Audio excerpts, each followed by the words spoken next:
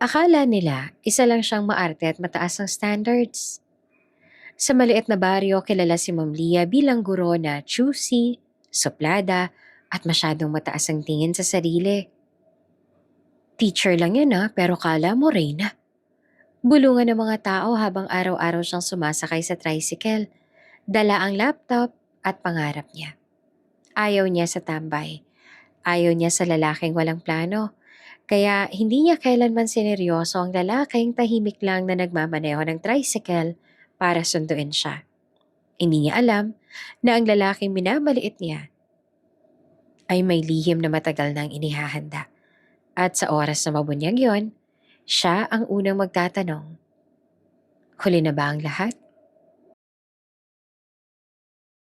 Bago ka pa lang sa channel neto, ibang kwento ni Ate Jane, istorya mo, ikwento ko. Huwag kalimutang pindutin ang notification bell at subscribe button.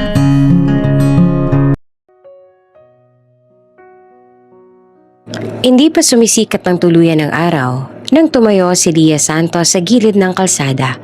Hawak ang bag niyang mabigat sa papel, class record, lesson plan, at ang laptop na halos hindi niya na nailapag kagabi.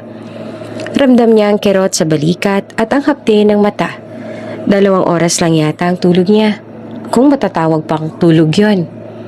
Nakapikit lang siya habang iniisip kung paano niya tatapusin ang lesson plan sa grade 6 na klase niya mamaya. Pagod na ako. Bulong niya sa sarili habang pinupunasan ng noo. Minsan sumasagi sa isip niya kung tama ba ang pinasok niya.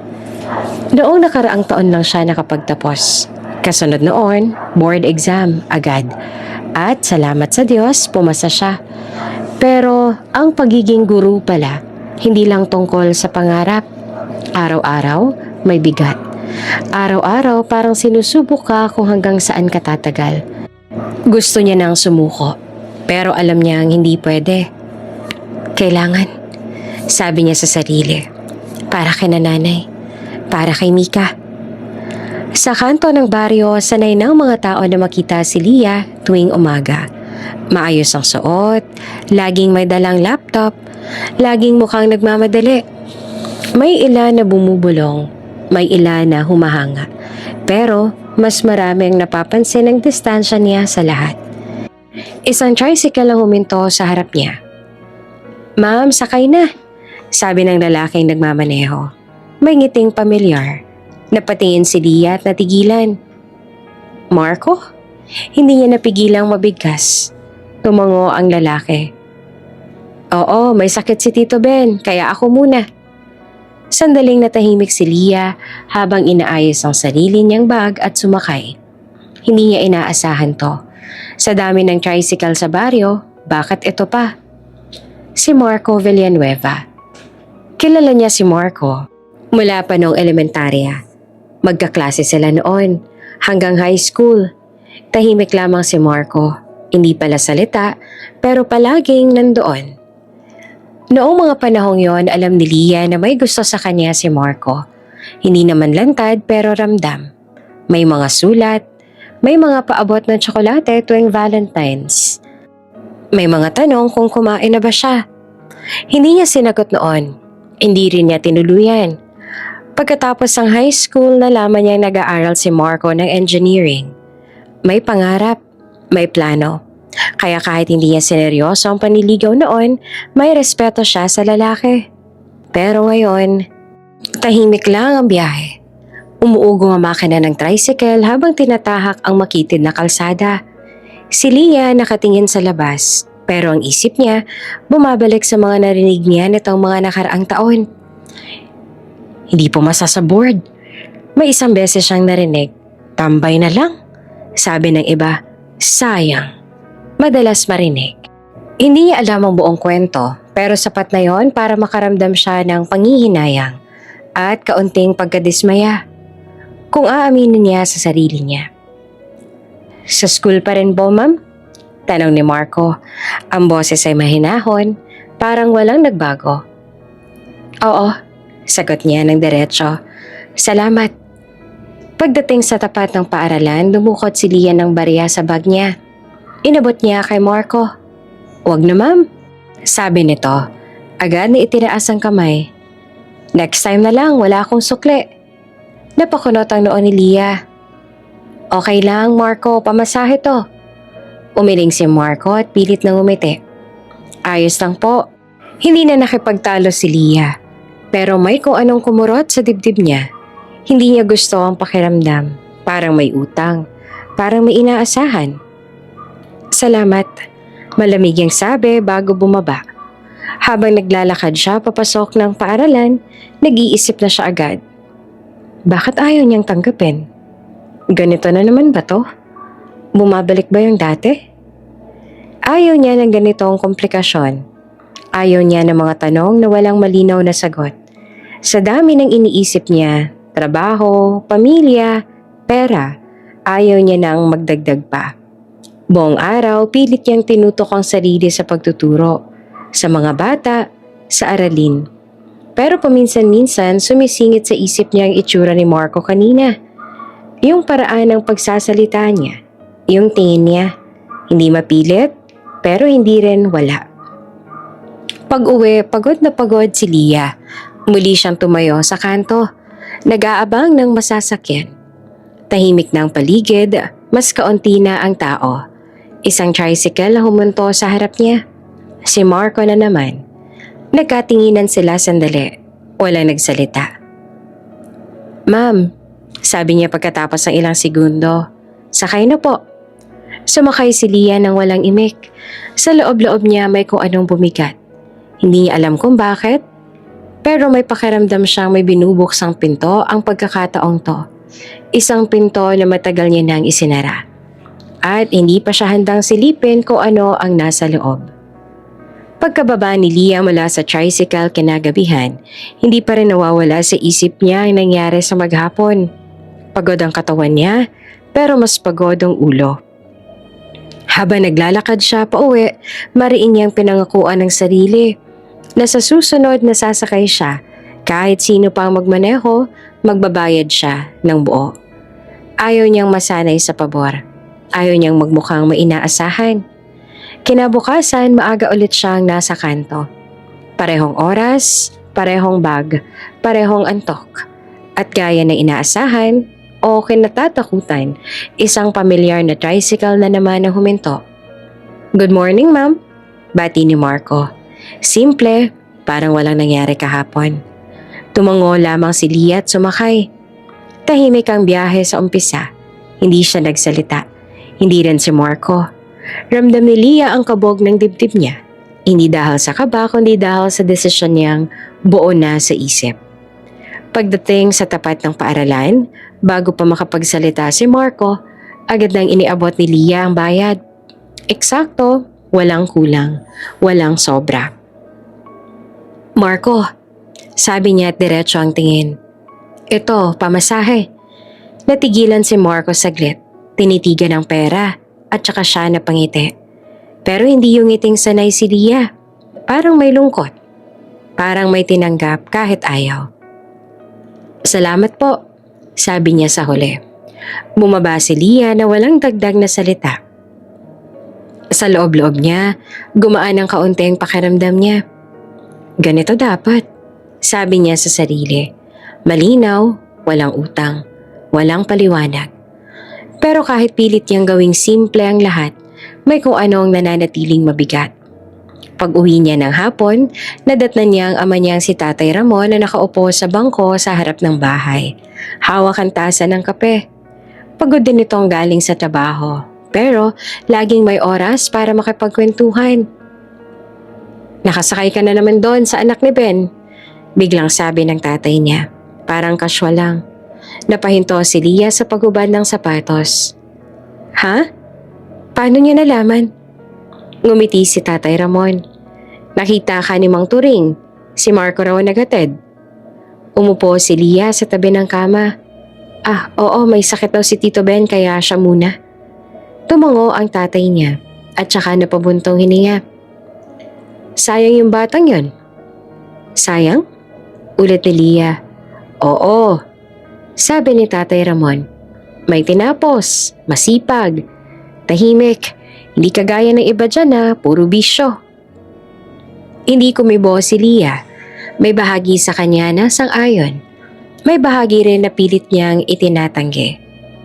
Pero alam mo, dagdag ng ama niya, mahirap din. Hindi sapat ang sipag kung walang direksyon. Doon nagsalita si Lia. Yan din ang punto ko, Tay. Napatingin sa kanyang tatay niya. Ano? Gusto ko yung may plano. Sagot niya na maingat. Hindi lang basta nagsisikap, kundi alam kung saan papunta. Tumango si Tatay Ramon, parang naiintindihan. Walang masama riyan. Mataas ang pangarap mo, karapatan mo yon. Sa loob ng bahay, naaamoy na ni Lia ang nilulutong ulam ng nanay niyang si Rosa. Sinigang, paborito ni Mika. Pagpasok niya sa kusina, natatnan niyang abala ang nanay niya sa paghalo ng sabaw, pawis na pawis. Ma, tulungan ko na kayo, sabi ni Lia. Agad na inilapag ang bag. Umupo ka muna, sagot ng nanay niya. Mukha kang pagod. Sa mesa nakaupo si Mika, ang bunsong kapatid niya. Nakasimangot habang nakatitig sa notebook.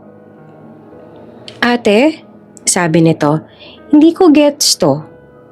Lumapit si Lia at sinilip ang sinusulat ng kapatid.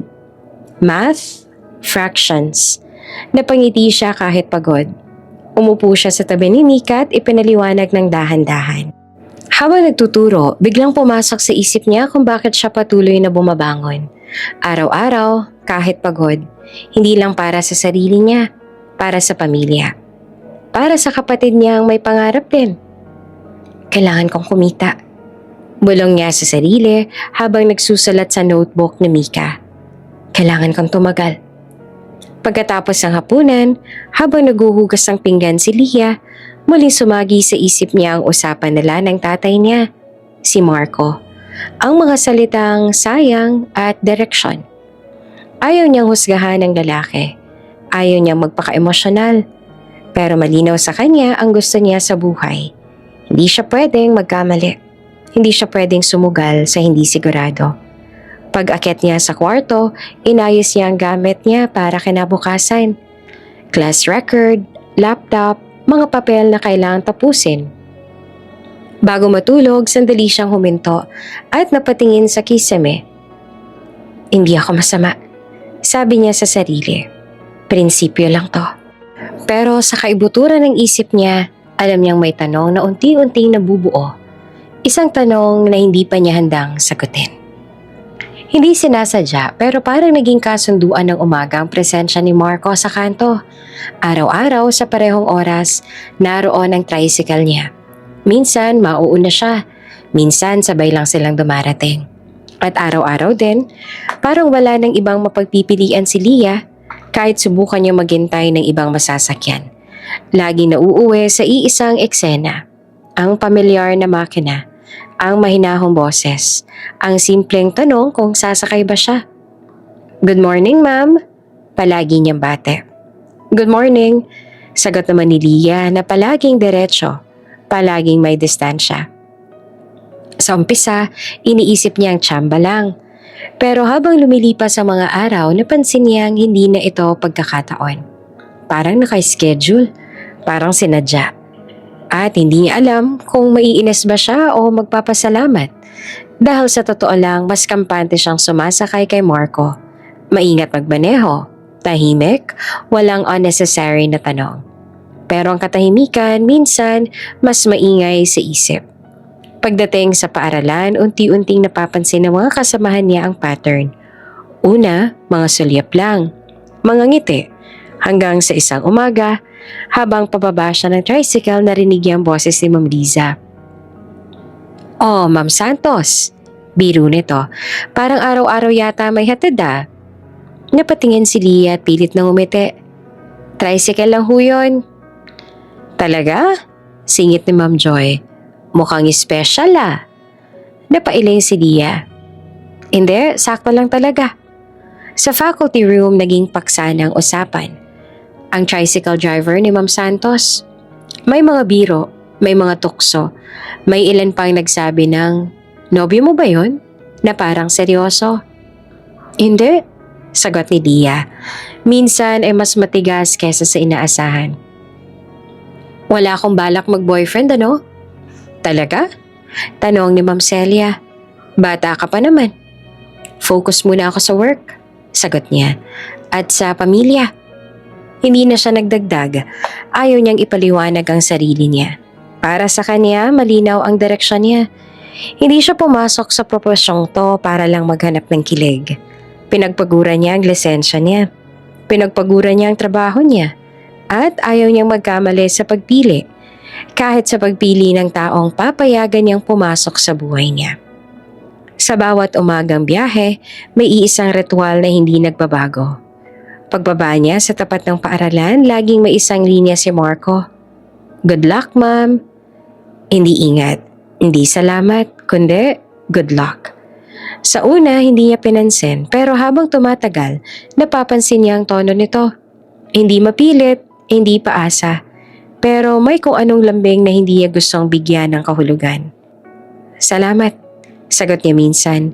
Minsan naman ay tangulang. Pinipili niyang manatiling alerto. Pinipili niyang manatiling guarded. Isang hapon, habang pauwi, may dalawang pasahero sa likod na nag-uusap. Araw-araw to bulong ng isa. Mukhang may something. Napakagatlabi si Lia at tumingin sa labas. Ayaw niyang marinig ang mga haka-haka. Ayaw niyang maging kwento. Ayaw niyang bigyan ng maling ideya ang kahit sino, lalo na si Marco. Pagbaba niya, inabot niya ang pamasahe. Buo, walang labis. Salamat, sabi ni Marco at may ngiting bahagyang mas matagal kesa dati. Hindi siya sumagot. Umalis siya agad. Sa bahay, napansin ng nanay niya ang pagiging tahimik niya. Pagod ka na naman?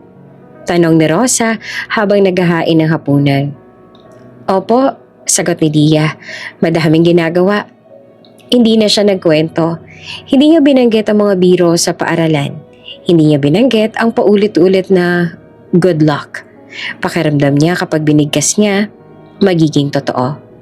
Kinagabihan habang inaayos niya mga papel sa mesa, napaisip siya kung bakit kailangan niyang maglagay ng pader. Bakit kailangan niyang ipaalala sa sarili ang standards? Hindi dahil minamaliit niya si Marco, kundi dahil takot siya sa maling hakbang. Ayoko ng lalaking walang direksyon. Paulit-ulit niyang sinasabi sa isip. Ayoko ng buhay na puro paghihintay.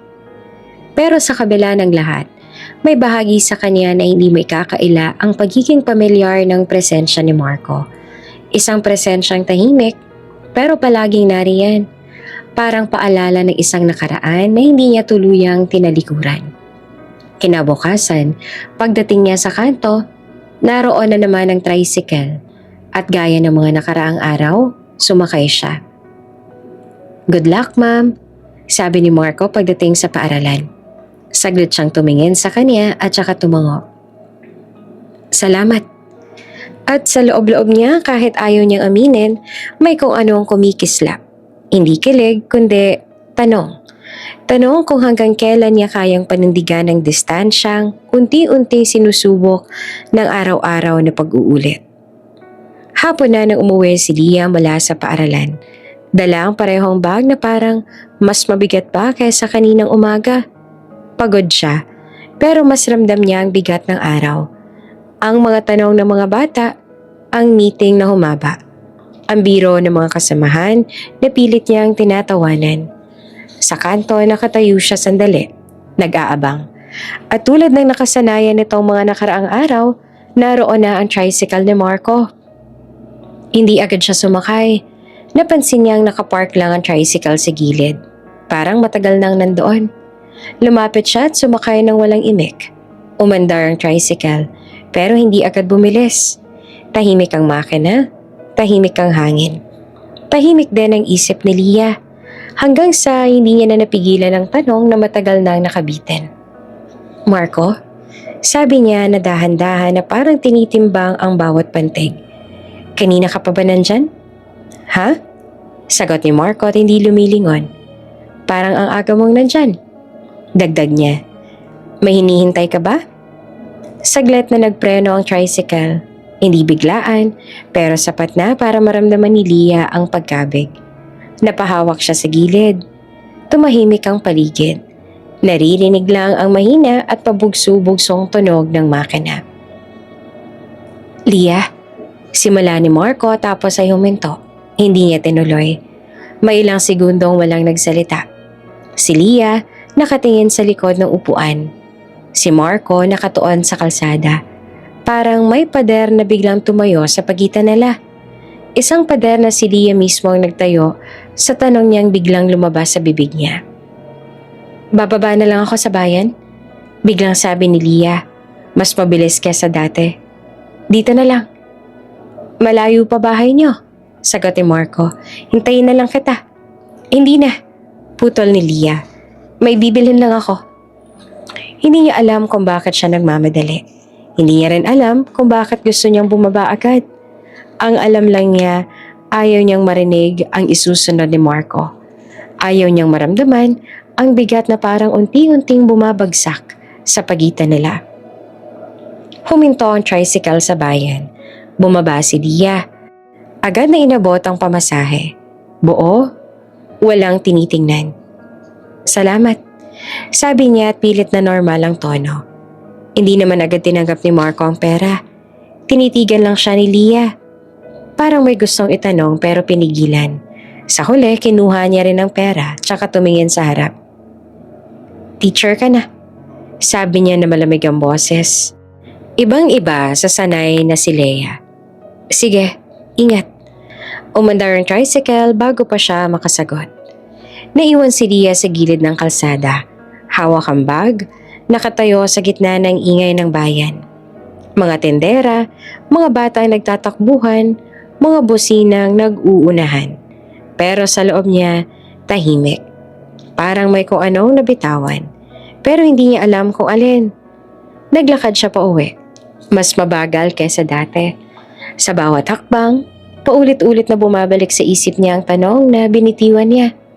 At ang sagot na hindi niya narinig. Bakit ko ba sinabi yun? Ano bang inaasahan ko?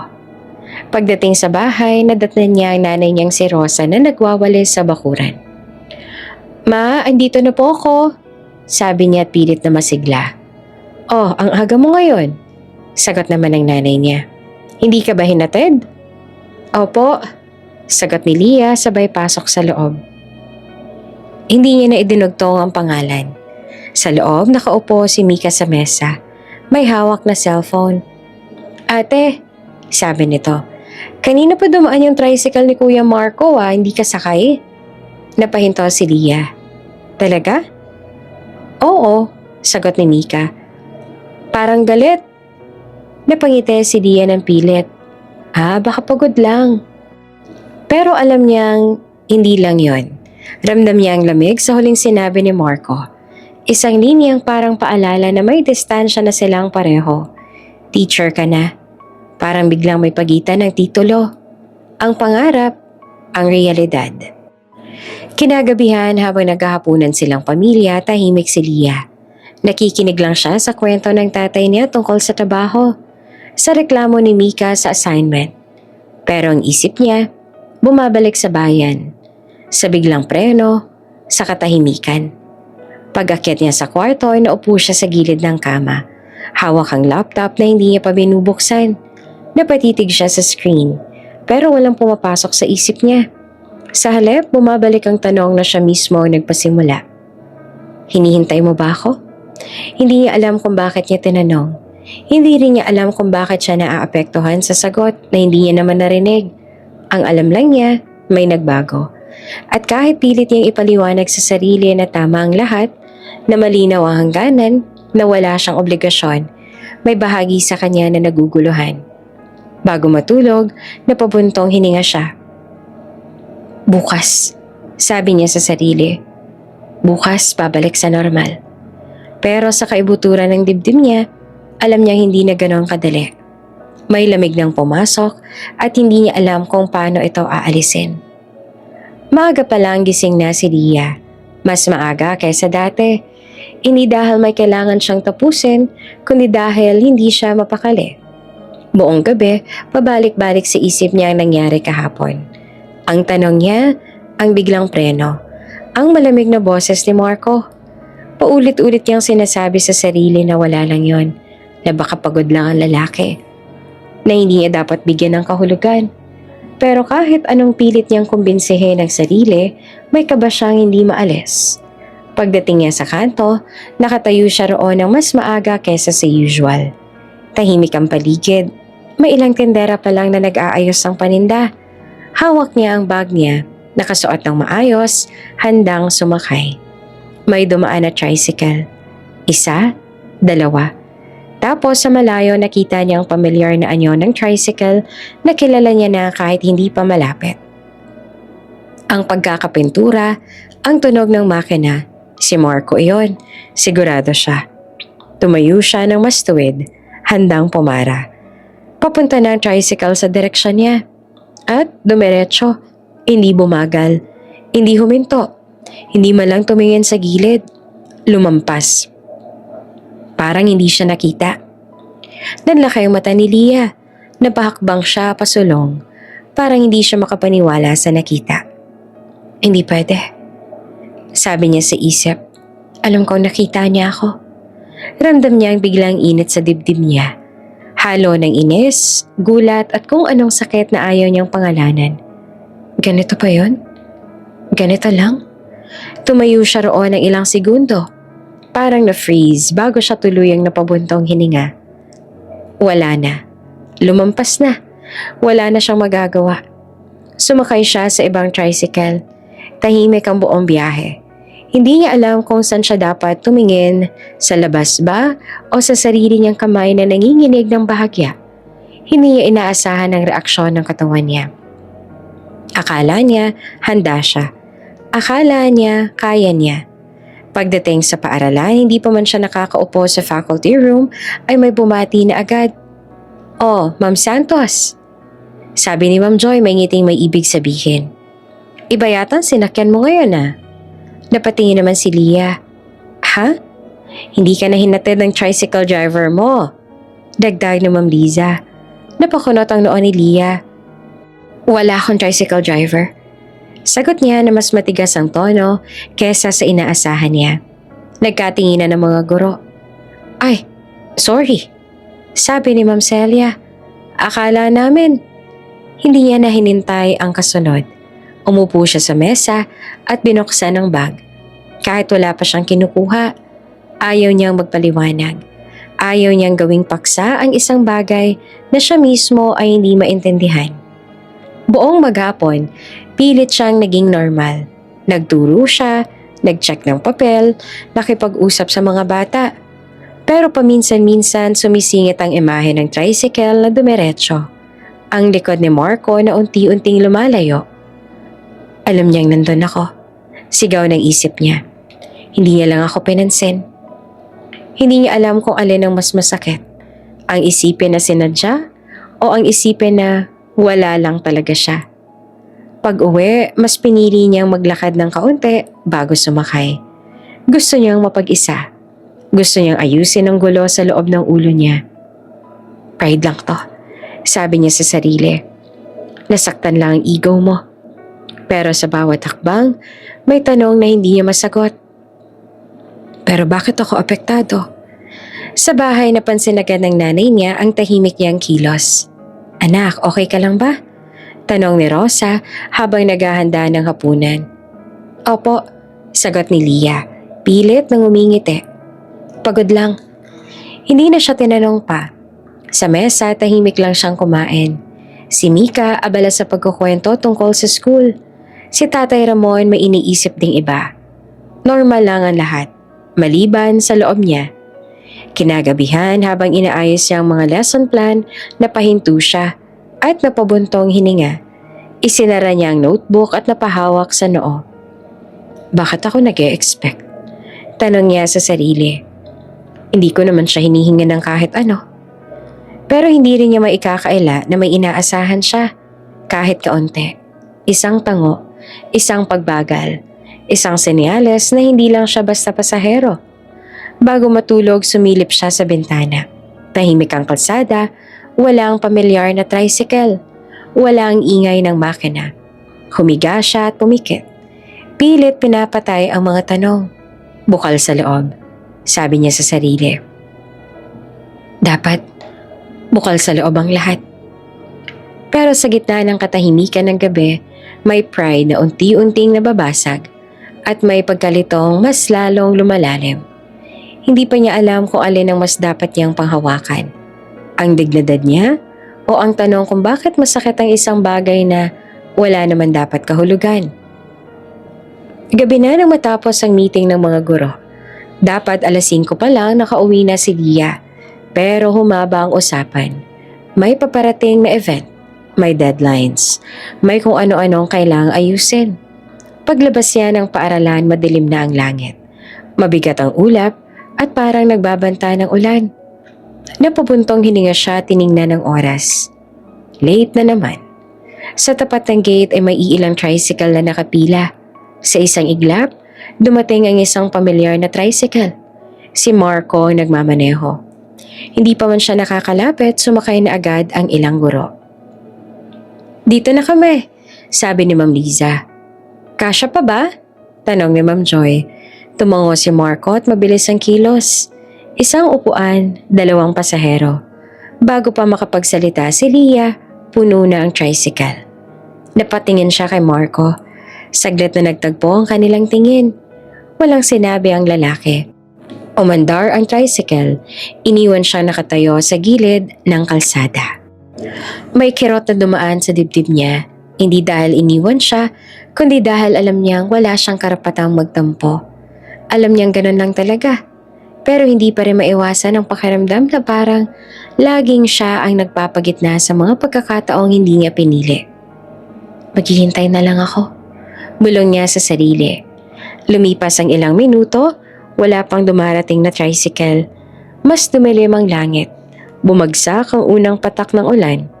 1, 2, hanggang sa tuloy-tuloy na.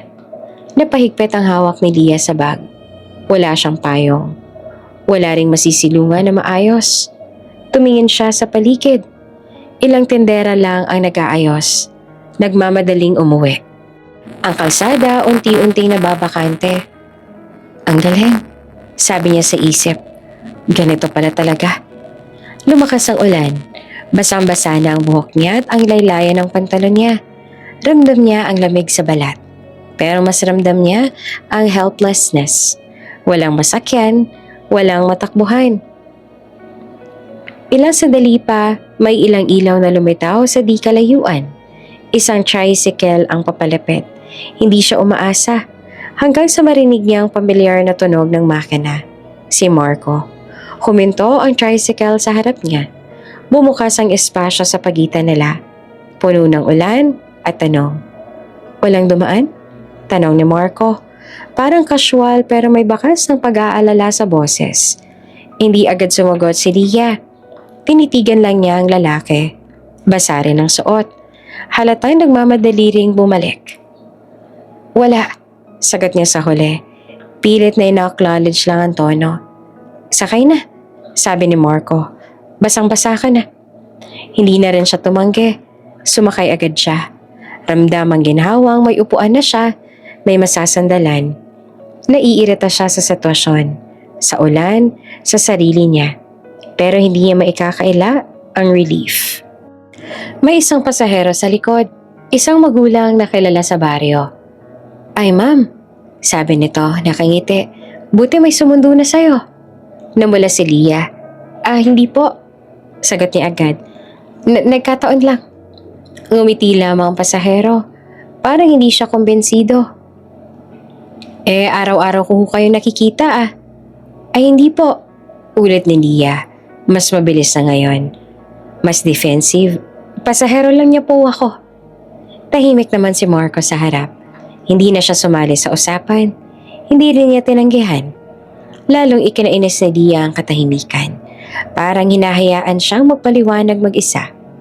Habang umaandar ang tricycle, ramdam niya ang pagod na biglang bumagsak sa katawan niya. Ang lamig ng ulan, ang bigat ng araw, ang awkwardness ng sitwasyon. Gusto na lang niyang makarating sa bahay. Pagdating sa kanto nila, agad siyang bumaba. Inabot niya ang pamasahe. Buo, mas mabilis kesa dati.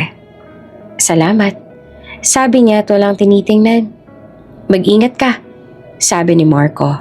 Mahina pero malinaw. Naglakad si Leah pa uwi. Basang-basa pero may kung anong init sa dibdib niya. Hindi kilig, kundi inis na may halong pasasalamat. Ayaw niyang aminin. Pero kung hindi bumalik si Marco, hindi niya alam kung paano siya uuwi. Sa bahay, nagulat ang nanay niya nang makita siyang basa. Anak, anong nangyari? Naulan po eh. Sagot niya. Simple. Habang nagpapalit siya ng damit, napaisip siya. Bakit siya bumalik? Dahil ba nakita niyang mag-isa ako? O dahil nadaanan lang talaga? Wala siyang sagot. Ang alam lang niya, sa gitna ng ulan at gabi, si Marco pa rin ang dumating. At kahit pilit niyang tinatanggihan ang kahulugan, may bahagi sa kanya na hindi na ganon kadaling baliwalain ang presensyang iyon. Isang presensyang laging tahimik, pero laging nariyan kapag wala na siyang ibang mapuntahan. Maaga pa lang ramdam na ni Leah ang kakaibang bigat ng araw. May meeting sa munisipyo para sa nalalapit na piyesta. Kailangan ng presensya ng mga guro para sa programa ng mga bata. Pagdating niya roon, puno ang bulwagan. May mga upuan na magkadikit. May mga electric fan na halos walang silbi. At may mga usapang hindi pa man nagsisimula ang agenda. Habang nag-ayos ng upuan ng mga guro, may mga pabulong na agad. Oh, Ma'am Santos, sabi ni Ma'am Joy na may ngiting mapang-asar. May discount ba pag tricycle ni Marco ang sasakyan natin pa uwi? Natawa ang ilan. May nagtaas ng kilay. May sumilip sa pinto. Napabuntong hininga si Leah. Tricycle lang yun. Sagot niya na mahinahon pero matigas. Pare-pareho lang pamasahe. Bakit parang ikaw araw-araw? Singit ni Ma'am Liza sabay tawa. Hindi na lang sumagot si Leah. Umupo siya at binuksan ang notebook. Ayaw niyang maging sentro ng usapan. Ayaw niyang gawing biro ang isang bagay na di naman niya ginusto. Hindi niya napansin na may pumasok sa bulwagan. Hanggang sa may tumahimik sa likuran. Paglingon niya, nakita niya si Marco sa pintuan. May kausap na taga-munisipyo. Mukhang naghihintay lang. Mukhang may inaayos. At malinaw, narinig niya ang huling biro. Mataas standard si Ma'am, biglang sabi ni Marco. Malinaw at diretso. Hindi galit pero hindi rin nagbibiro. Di ko maabot. Parang may tumigil na hangin. May ilang tumawa pero mabilis ding huminto. May umubo, may nagkunwaring naghahanap ng papel.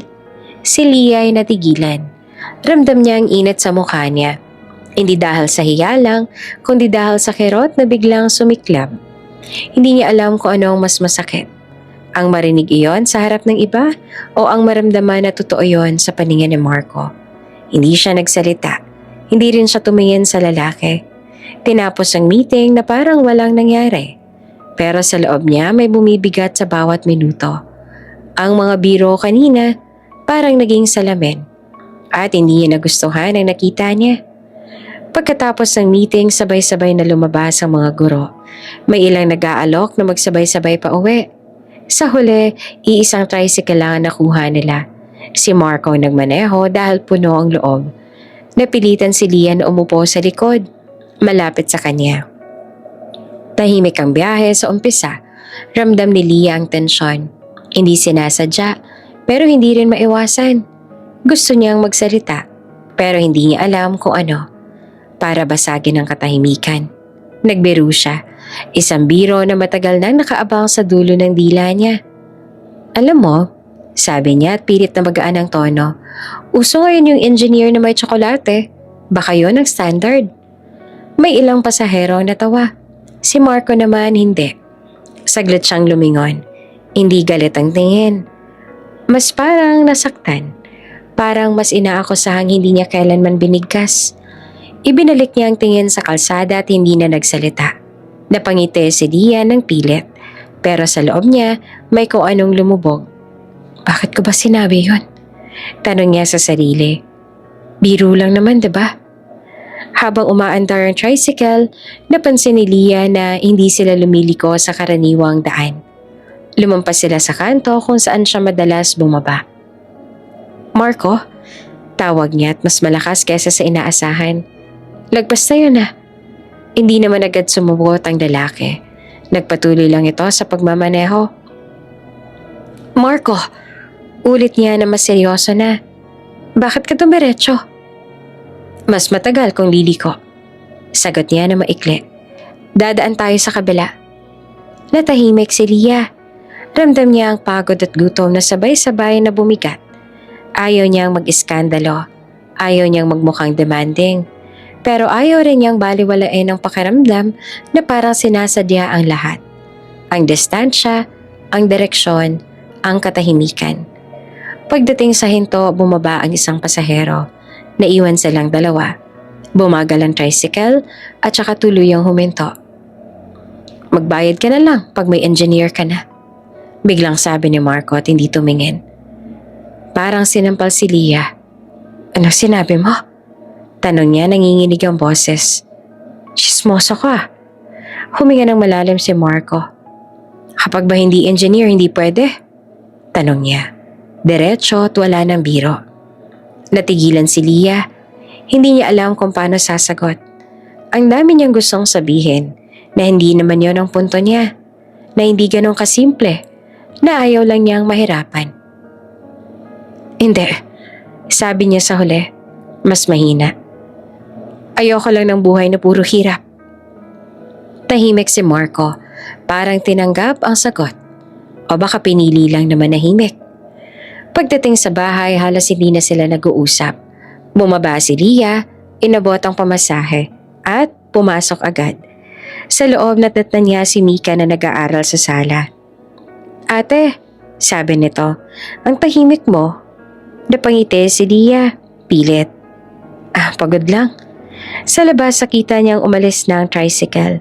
Hindi niya alam kung may gusto bang sabihin si Marco pero kung meron man, hindi na iyon lumabas. Pag-akyat niya sa kwarto, napaupo siya sa kama. Standards ulit ng isip niya. Prinsipyo. Pero ngayong gabi, parang sinampal siya ng sarili niyang mga salita at hindi niya alam kung alin ang mas masakit. Ang totoo o ang paraan ng pagkarinig niya nito mula sa taong tahimik na tinanggap ang distansyang siya rin ang naglatag. Pagkababa ni Lia mula sa tricycle, hindi agad siya pumasok ng bahay. Tumayo muna siya sa may gate, hawak ang bag. Pilit hinahabol ang hininga. Pagod siya, gutom, at mas lalong pagod ang isip. Ang huling mga salitang binitiyuan ni Marco ay paulit-ulit na umaalingaw-ngaw sa ulo niya. Magbayad ka na lang pag may engineer ka na. Hindi niya alam kung alin ang mas nangingibabaw. Ines o hiya? Pumasok siya sa bahay na mabigat ang hakbang. Sa sala, naroon si Mika, nakaupo sa sahig, nag-aayos ng papel. Ate, ang tagal mo. Bati ng kapatid. Nagutom na ako. Sandali lang. Sagot ni Lia at pilit na kalmado. Sa kusina, naaamoy niya ang pritong isda at sinangag. Si Nanay Rosa ang nagluluto. Anak, kumain ka na. Mukhang pagod ka. Sabi nito. Opo, Nay. Sagot ni Lia at maikli. Habang naguhugas ng kamay, bumalik sa isip niya ang eksena kanina. Ang tanong niyang may halong reklamo. Bakit mo ko diniretso? Ang sagot ni Marco. Praktikal, diretso. Matatagalan kung liliko-liko ako. Walang lambing, walang paliwanag. Parang trabaho lang.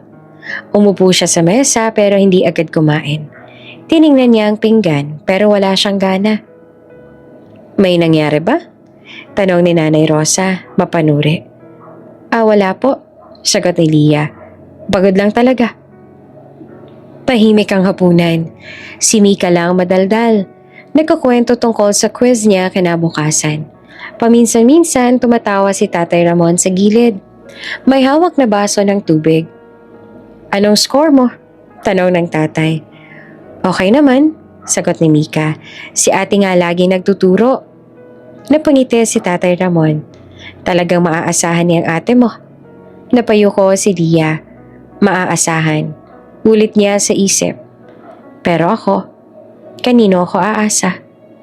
Matapos kumain, nag-akit siya ng gamit sa kwarto. Inilapag niya ang bag sa gilid ng kama at nakaupo. Nakatingin sa pader. Dito mas malinaw ang lahat. Ang pagod, ang inis, ang tanong na hindi niya masagot. Bakit ako nag-react ng ganito? Tanong niya sa sarili. Bakit parang may karapatan ako magtanong? Maya-maya may kumatok sa pinto. Ate, boses ni Mika. Andyan pa yung tricycle ni Kuya Marco sa labas. Nanlaki ang mata ni Lia. Ano? Parang may itatanong yata. Dagdag ni Mika at may ngiting mapang-asar. Uy, kinikilig ka ba? Hindi no. Mabilis sa sagot ni Lia. Tumahimik ka. Bumaba siya ng hagdan, mabagal ang hakbang. Sa labas ay nandoon si Marco. Nakasandal sa tricycle. Tahimik at parang nag-iisip kung tutuloy ba o hindi. May kailangan ka? Tanong ni Lia, diretso. Umayos ng tayo si Marco. Lia, huminto siya, parang nagbagong isip. May nakalimutan ka? Dagdag ni Lia na pilit na neutral ang tono. Umiling si Marco. Wala. Gusto ko lang siguraduhin na nakauwi ka. Napatigil si Lia, hindi niya inaasahan. Siguraduhin? Kung ganon, bakit ganon ang mga salita niya kanina? Okay naman, sagot niya na malamig. Salamat. Tumango si Marco at parang may gustong sabihin, pero pinigilan. Sige, sabi niya sa huli. Good night. Bumalik siya sa tricycle at umandar. Naiwan si Lia sa may pintuan. Nakatingin sa papalayong ilaw. Sa loob sumilip naman si Tatay Ramon. Oh, biro nito. Parang may nanligaw ah. Tay, saway ni Lia. Huwag na. Tumawa ang tatay niya. Nagbibiro lang. Pero yung batang yun, maayos yan. Hindi na sumagot si Lia. Umakyat siya ulit sa kwarto at sinara ang pinto. Kumiga siya sa kama. Nakatitig sa kisame. Dito niya tuluyang inamin sa sarili ang hindi niya masabi kanina. Hindi ako maarte, bulong niya. Takot lang ako mahirapan. Naalala niya ang mga gabing halos wala silang makain noon. Ang nanay niyang pagod na pagod. Ang tatay niya nag-DTS. Ayaw niyang bumalik sa ganong buhay. Ayaw niyang magpakatatag sa maling dahilan. Kapag ba hindi engineer, hindi pwede? Boses ni Marco ay malinaw. Hindi ganon kasimple ang sagot. Pero hindi rin niya maikakaila na iyon ang lumalabas sa mga salita niya. Sa mga biro, sa mga pamantayan. Bago siya tuluyang antukin, may isang tanong na naiwan sa isip niya.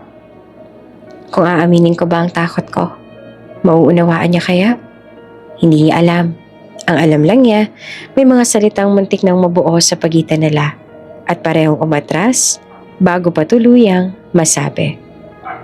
Weekend ang dumating ng may kakaibang katahimikan. Walang pasok si Lia. Maaga pa rin siyang nagising. Sanay na ang katawan niya sa orasan ng trabaho. Pagbaba niya sa kusina, nadatnan niya si Nanay Rosa na nagtitimpla ng kape at si Mika na nakahiga pa sa sala, yakap ang unan. Sa palengke lang ako, sabi ni Lia sabay kuha ng bayong. Babalik din agad. Paglabas niya sa kanto, isang pamilyar na tricycle ang huminto. Pero hindi si Marco nagmamaneho, si Tito Ben ang nandoon. May ngiting pala kaibigan. Halatang mas maayos ng pakiramdam. Oh, Ma'am Lia, bati ni Tito Ben. Pasok ka. Magandang umaga po, sagot ni Lia. Sumakay siya at umandar ang tricycle. Tahimik ang biyahe sa umpisa. Si Lia nakatingin sa mga tindahan na nagsisimula palang magbukas. Si Tito Ben abala sa pag-iwas sa mga lubak. Ilang sandali pa, hindi na napigilan ni Lia ang tanong na ilang araw na rin nakaabang sa dulo ng dila niya. Si Marco po, simula niya at maingat. Hindi ko po siya nakita noong mga nakaraan. Tumawa si Tito Ben ng bahagya. Ah, si Marco, busy yun. Napatingin si Lia. Busy po? Oo, sagot ni Tito Ben. Nag-apply siya sa isang kumpanya. Lumawas pa nga eh. May tumawag na raw sa kanya. Parang may kumalabog sa dibdib ni Lia. Nag-apply, may tumawag. Talaga po? Tanong niya. Pilit na kalmado. pero ramdam ang biglang pagbilis ng tibok ng puso. Oo, tuloy ni Tito Ben. Matagal na rin siyang naghahanda. Ayaw niya lang ipagsabi. Alam mo naman yon, tahimik. Tumango si Lia, hindi na siya nagsalita. Tumingin na lang siya sa labas pero ang isip niya nag-iikot sa isang punto. May ginagawa pala siya. May pinupuntahan. Hindi niya alam kung bakit may kung anong gumaan at may kung anong umasa. Sa loob niya, maliit lang. Halos ayaw niyang pansinin pero nandoon. Pagdating sa palengke, bumaba siya at nagpasalamat kay Tito Ben. Habang namimili, hindi niya mapigilan ang pagbalik ng tanong sa sarili. Kung alam ko lang. Kung hindi ko sana.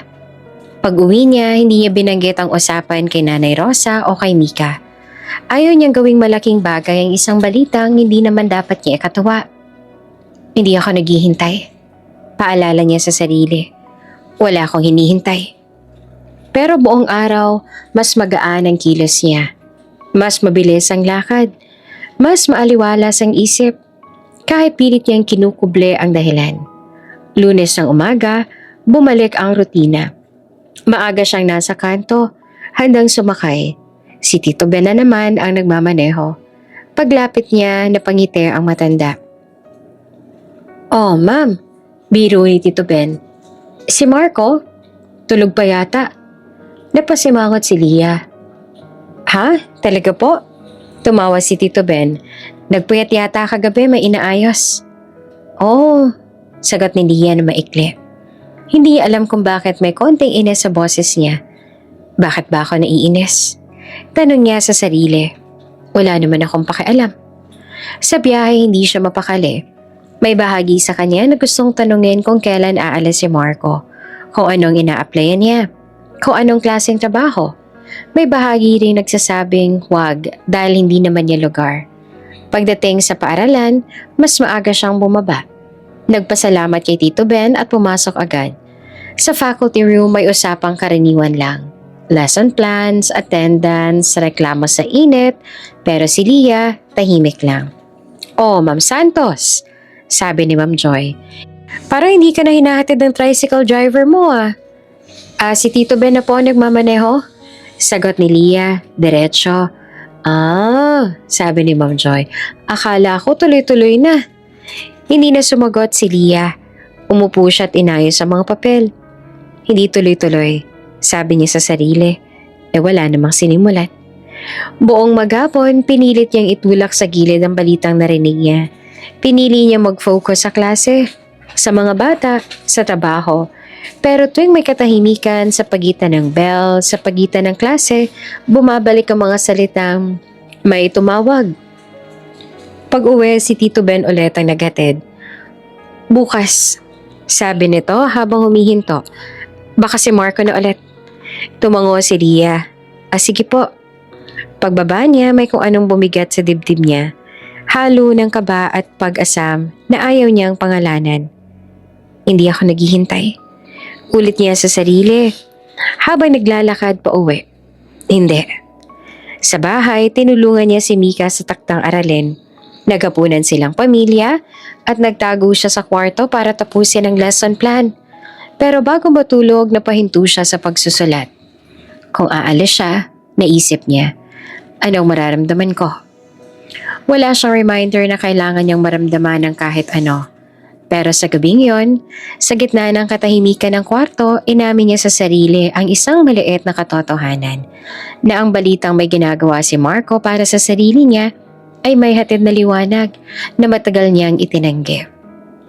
At kahit ayaw niyang umasa, may bahaging tahimik na nagsasabing, sana. Lunes na Lunes, ramdam ni Lia ang kakaibang sigla sa faculty room. Hindi dahil magaan ang trabaho, kabaligtaran pa nga, kundi dahil may bagong mukha sa gitna ng mga pamilyar na boses at papel. Pagpasok niya, narinig niya agad ang halakhaka ni Ma'am Celia. Oh, Ma'am Santos, tawag nito. May kasamang lalaki sa tabi. Ipakilala ko sa'yo si Ethan Cruz. Tumayo si Lia at ngumiti ng magalang. Si Ethan ay naka-polo shirt, maayos ang buhok, may relo na halatang mahal, may ngiting marunong. Hindi bastos, hindi rin pilit. Nice to meet you, Ma'am Leah. Bati ni Ethan. Iniabot ang kamay. Nice to meet you rin. Sagot naman ni Leah. Bahagyang alanganin pero profesional. Pinsan ko. Dagdag ni Ma'am Celia. May inaayos lang dito sa munisipyo pero dumaan para sunduin ako mamaya. Tumango si Leah. Ah, ganun po ba? Sa buong umaga abala si Leah sa klase. Pero paminsan-minsan, sumisingit sa isip niya ang presensya ni Ethan. Hindi dahil may malalim na epekto, kundi dahil ramdam niyang may bagong dinamika sa paligid. Tuwing break, napapansin niyang sumisilip si Ethan sa pinto. Kinakausap si Ma'am Celia. Palaging may magaan na ngiti. Sa tanghalian, napaupo si Leah sa mesa kung saan naroon sina Ma'am Celia at Ethan. Ma'am Leah, sabi ni Ethan. Narinig ko, ikaw raw ang pinakamahigpit sa math, ha? Napangiti naman si Leah. Depende sa araw. Biro niya, pilit na relaxed. Tumawa si Ethan. Kaya pala takot ang mga bata. Hindi siya bastos, hindi rin overly sweet. Sakto lang, magalang, may sense of humor, at malinaw na sanay sa pakikisalamuha. At kahit alam ni Leah na walang masama sa ganitong usapan, ramdam niya ang pagiging awkward. Parang may mata sa paligid na nag-oobserba. Pagkatapos ng klase, lumapit si Ma'am Celia. Ma'am Leah, sasabay ka na ba sa amin pa uwi? Atad ka na rin ni Ethan. Nag-alangan si Leah. Ay, wag na po. May masasakyan naman po ako. Wala nang tricycle sa labas. Singit ni Ma'am Celia, sabay turo sa gate. Tsaka saglit lang naman. Saglit na nag-isip si Leah. Sa labas, kita niya ang bakanteng kalsada. Walang pamilyar na tricycle. Wala ring ibang nakapila. Tumango siya sa huli. Sige po. Sa parking, naroon ang itim na pick-up ni Ethan. Malinis, tahimik ang makina. Maayos ang loob. Umupo si Leah sa likod kasama si Ma'am Celia. Habang umaandar ang sasakyan, ramdam niya ang kakaibang pakiramdam. Hindi ka ba? Kundi pagkailang na parang may mali sa timing. Paglabas sila sa Barangay Road, napatingin si Leah sa labas. At doon niya nakita si Marco. Nakatayo sa gilid ng kalsada, hawak ang helmet. Nakasandal sa tricycle. Nakatingin siya sa pick-up. Hindi galit ang mukha. Mas parang may iniisip. Saglit na nagtagpo ang mga mata nila. Si Leah hindi niya alam kung bakit napahigpit ang hawak sa bag. Si Marco naman bahagyang ngumiti. Isang ngiting hindi niya mabasa. At saka tumingin sa iba. May narinig na tawanan sa gilid. Mga tambay. Lugi ka tol. Biro ng isa. Malakas. May kotse na. Tumawa ang ilan. Si Marco, hindi sumagot. Isinara niya ang compartment ng tricycle at tumalikod. Hindi niya nilingon si Leah. May kung anong kumurot sa dibdib ni Leah. Hindi malakas pero sapat para mapansin. Bakit ako nasaktan? Tanong niya sa sarili. Wala naman akong ginawang mali. Okay ka lang? Tanong ni Ma'am Celia sa tabi. Opo, sagot ni Leah. Pilit na normal ang boses. Medyo pagod lang. Sa biyahe, nagkwento si Ethan tungkol sa trabaho niya. Logistics, site visits, madalas na biyahe. Nakikinig si Leah, tumatango, sumasagot kung tinatanong. Magalang, maayos. Pero may bahagi ng isip niya na niiwan sa gilid ng kalsada. Sa sandaling tumalikod si Marco. Pagdating sa bahay, huminto ang pick-up sa tapat. Bumaba si Leah at nagpasalamat. Thank you, sabi niya kay Ethan. Anytime, sagot nito na may ngiting reminder. Kung kailangan mo ulit ng ride. Tumango si Leah. Salamat. Pagpasok niya sa bahay, nadatnan niya si Mika sa sala. Ate, sabi nito na may kislap sa mata. May kotse kanina. Napabuntong hininga si Leah. Hatid lang, pinsan ni Ma'am Celia. Si Kuya Marco? Tanong ni Mika diretso. Natigilan si Leah. Ano naman? Wala, sagot ni Mika sabay ngisi. Nakita ka niya siguro? Umakyat si Leah sa kwarto. Mas mabigat ang hakbang kesa kanina. Umupo siya sa kama at napahawak sa noo. Wala naman akong ginawang mali. Ulit niya sa sarili. Wala. Pero sa salamin ng isip niya malinaw ang eksena. Ang pick-up, ang mga mata ng mga tambay, ang tingin ni Marco bago siya tumalikod. At sa gabing iyon, sa gitna ng katahimikan, inamin ni Leah ang isang hindi niya inaasahan. Na ang pagtingin ni Marco sa malayo ay mas masakit kesa sa anumang biro. At nang ngiting magalang ni Ethan ay hindi sapat para punan ang puwang na biglang nabuo. Kinabukasan may kakaibang kaba si Leah habang naglalakad papunta sa paaralan. Hindi niya alam kung dahil ba sa kulang siya sa tulog o dahil sa alaala ng pick-up kagabi. Ang mga tingin, ang mga bulong, ang pagtalikod ni Marco, pinilit niyang kalimutan yon.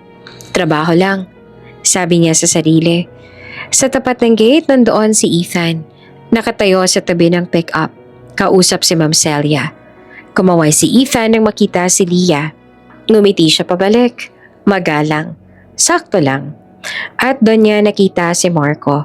Nasa unahan ng pila ng tricycle, hawak ang manibela. Nakatingin sa gate at hindi siya ngumiti. Hindi rin umiwas, tahimik lang, parang sinusukat ang eksena. Tumama ang tingin niya kay Ethan at saka kay Leah.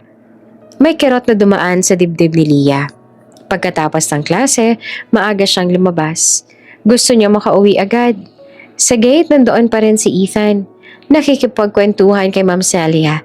Nandoon din si Marco, nakapila, naghihintay ng pasahero. Lumapit si Leah sa tricycle. Hindi siya tumingin kay Ethan. Sakay po, sabi ni Marco at profesional ang tono. Tumango lamang si Leah at umupo. Pagdating sa kanto ng paaralan, agad niyang dinukot ang bayad. Sa kaba, napasobra ang inabot niya. Ma'am, sabi ni Marco, sabay abot pabalik. Sobra to. Oo, sagot ni Leah na nagmamadali. Salamat. Umandar ang tricycle, tahimik ang biyahe. Ramdam ni Leah ang tensyon. Hindi dahil sa galit, kundi dahil sa mga salitang hindi pa sinasabi. Ilang minuto pa ay nagsalita si Marco. Nanliligaw na ba? Natigilan si Leah. Hindi, sagot niya agad. Hatid lang yun, pinsan ni Ma'am Celia. Tumango si Marco, parang tinanggap. Kala ko lang. Huminga siya ng malalim tsaka nagsalita ulit na mas seryoso. Bukas nga pala luluwas ako ng Maynila. Napatingin si Leah. Bukas? Oo, sagot ni Marco. May tumawag sa company, initial interview daw, Middle East ang trabaho. Parang may bumagsak sa loob ni Leah, halo ng gulat at kaba. Middle East, luluwas. Congratulations, sabi niya, kahit ramdam ang panginginig sa boses. Maganda yan. Salamat, sagot ni Marco. Saglit siyang tumahimik at saka idinugtong ang matagal niya na ang kinikimkim. Ang hirap maging tambay kapag teacher ang gusto. Napasara ang mga mata ni Leah. Ramdam niya ang bigat ng linya. Hindi sumbat, hindi reklamo, kundi katotohanan. Isang katotohanang pareho nilang alam. Hindi siya agad nagsalita. Hinanap niya ang tamang salita. Isang bagay na hindi magpapasakit, pero hindi rin magsisinungaling. Abutin mo muna yung gusto mo, sabi niya sa huli. Mahina pero malinaw. Ayusin mo muna ang buhay mo, saka mo ako balikan. Hindi siya tumingin kay Marco. Natatakot siyang mabasa ang mukha nito kung may pag-asa ba o tuluyang pagbitaw. Tahimik naman si Marco. Umandar ang tricycle hanggang sa paghinto. Huminto sila. Salamat, sabi niya sa wakas. Sa totoo lang, bumaba si Leah at iniabot ang bayad at tumalikod kaagad. Hindi siya lumingon. Ayaw niyang makita ang reaksyon. Ayaw niyang baguhin ang sinabi niya. Habang naglalakad pa uwi, mabigat ang hakbang niya. Alam niyang tama ang sinabi niya. Para sa kanya rin kinabukasan. Pero hindi ibig sabihin noon na hindi masakit. Pagdating sa bahay, tahimik siya. Tinulungan niya si Mika sa aralin. Naghapunan silang pamilya at umakyat siya sa kwarto na parang may iniwang bahagi ng sarili sa kalsada. Humiga siya sa kama at tumitig sa kisame. Balikan mo ako? Ulit ng isip niya. Hindi bilang utos, kundi bilang panalangin. At sa gabing yon, inamin niya sa sarili ang katotohanang matagal niyang tinatago, na ang pagpili sa tama ay minsan mas masakit kesa sa pagpili sa madali. At na ang paglayo ay hindi nangangahulugang wala nang nararamdaman. Hindi na nagulat si Leah sa mga bulungan sa umaga. Sa baryo, mabilis kumalat ang balita, lalo na kung may kinalaman sa pag-alis. "Mabuti," sabi ng isang tendera habang nag-aayos ng gulay. "Mag-a-abroad na raw si Marco. Sayang din yung bata. Tahimik pero masipag." Narinig ni Leah ang mga salitang yon habang dumaraan. Hawak ang bag at ang kape na hindi niya nauubos, hindi siya huminto. Hindi siya tumingin. Parang normal lang, parang wala lang. Pero sa loob niya may bahagyang pagkipot ang dibdib na pilit niyang tinatabunan ng paglalakad. Pagdating sa kanto, wala nang pamilyar na tricycle. Iba na ang nakapila. Iba na ang tunog ng makina. Sumakay siya nang walang imik at tumingin sa labas. Sinasabing, ganito talaga. Sa hapon, si Tito Ben ang naghatid sa kanya pauwi. Tahimik ang biyahe sa umpisa hanggang sa kusang nagsalita ang matanda. "Umalis na si Marco kaninang madaling araw." Sabi ni Tito Ben na parang nagkukwento lang. Hindi na nagpaalam. Ayaw na raw niyang abalahin. Tumango si Leah. Ganun po ba? Pinaghirapan niya yan. Dagdag ni Tito Ben. Matagal na rin niyang pinagdasal. Magiging maayos po siya. Sagot ni Leah na maingat. Masipag naman po si Marco. Ngumiti rin si Tito Ben. Oo nga. Salamat sa pag-intindi sa kanya. Hindi na sumagot si Leah. Bumaba siya at nagpasalamat. Pagpasok sa bahay, tinulungan niya si Nanay Rosa sa kusina at si Mika sa aralin. Parang walang nagbago. Pero sa gabi, nang mapag-isa siya sa kwarto, doon bumalik ang katahimikan na may bigat. Lumipas sa mga buwan, naging mas abala si Leah sa trabaho. May training, may seminars, may dagdag na responsibilidad. Tinanggap niya ang mga ito, hindi para takasan ang iniisip, kundi dahil kailangan. Dahil gusto niya, dahil kaya niya. Si Mika unti-unting naghanda sa graduation. May mga gabing puyat sa projects, may mga umagang nagmamadali. Si Leah ang palaging nariyan. Nagche-check ng outputs, nagbibigay ng payo, nagluluto kapag walang oras ang nanay nila. "Konti na lang," sabi ni Leah minsan habang inaayos ang toga ni Mika. "Kaya mo yan." "Dahil sa'yo," sagot ni Mika na may ngiti. "Ikaw ang role model ko." Napangiti si Leah. "Ito ang dahilan," sabi niya sa sarili. Ito. Paminsan-minsan dumadaan si Ethan sa paaralan. Hindi na siya palaging nag-aalok ng hatid. Pero hindi rin nawawala ang pagiging magalang. Isang beses naglakas loob siyang magtanong. "Pwede ba kitang ligawan?" Tanong ni Ethan. Diretso, walang paligoy-ligoy. Huminga naman ng malalim si Leah. "Pasensya na," sagot niya na mahinahon. "Hindi pa ako handa." Tumango si Ethan. Hindi nagmukhang nasaktan. "Okay lang."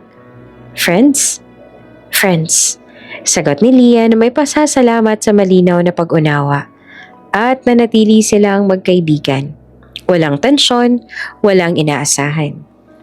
Dumaan ang isa pang taon. Naging mas kilala si Leah sa paaralan. Maayos magturo, maaasahan sa projects, tahimik pero matatag. May mga nagtanong kung may balita ba kay Marco. Palagi niyang sinasagot, wala. At kasunod noon, isang ngiting parang tuldok sa usapan. Sa gabi kapag tahimik na ang bahay, minsan ay napapaisip siya. Nasa na kaya siya? Kamusta na kaya? Pero hindi niya hinahabol ang sagot. Hindi niya hinahanap. Sinabi niya sa sarili na hindi siya naghihintay. Naabala lang talaga ang buhay. Isang hapon, habang inaayos niya mga papeles sa sala, lumapit si Nanay Rosa. "Anak," sabi nito na maingat. "Okay ka lang ba talaga?" Ngumiti si Leah. "Opo ma, okay lang." Tiningnan siya ng nanay niya.